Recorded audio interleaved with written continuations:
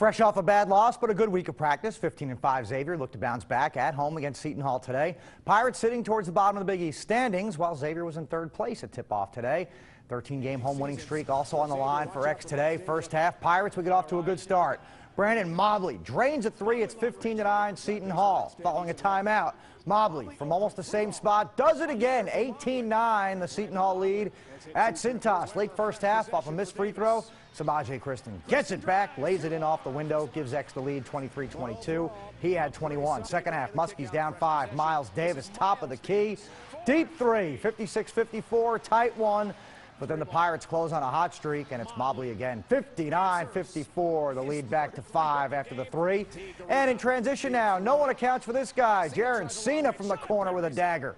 68-60 the final. Defense better today. Not good enough, though. X loses its first at CINCINNATI this season.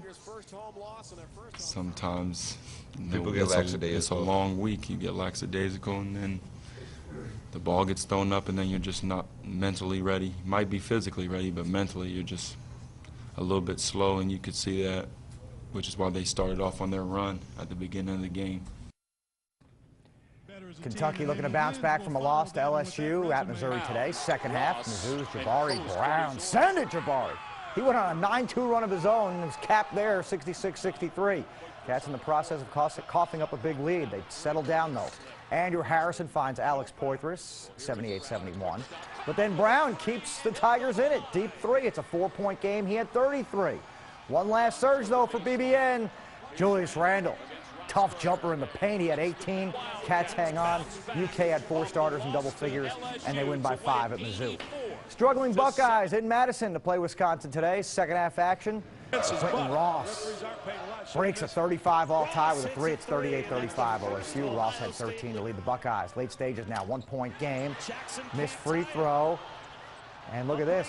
Buckeyes with a chance to break out, but Lenzel Smith missed the layup. Got it back. Called for traveling. Wisconsin, Sam Decker. Last chance for the win. No good. Back iron. 59-58.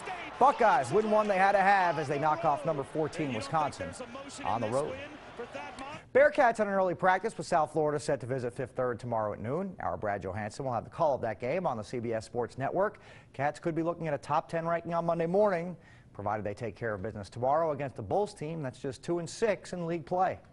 Matchups are everything. Records, to me, records do not matter. I think matchups are the key because that's really what matters. Records that have nothing to do with it. Their size bothered us. They were athletic enough and they had enough size to bother us on the backboard.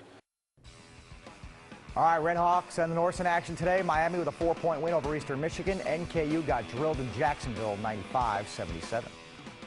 Cyclones back at the bank one night after a road win in Toledo. Tonight's promotion was twofold: military appreciation and superhero night, which is actually kind of a fitting combination, don't you think? Clones wearing their Captain America sweaters for the occasion tonight. First period, Anthony Luciani gets in front of the net and then backhands that one home. 1-0, Clones out in front. Later in the first, Fort Wayne turns it over near its own blue line, and then Josh Burkholz breaks out. Wrist shot.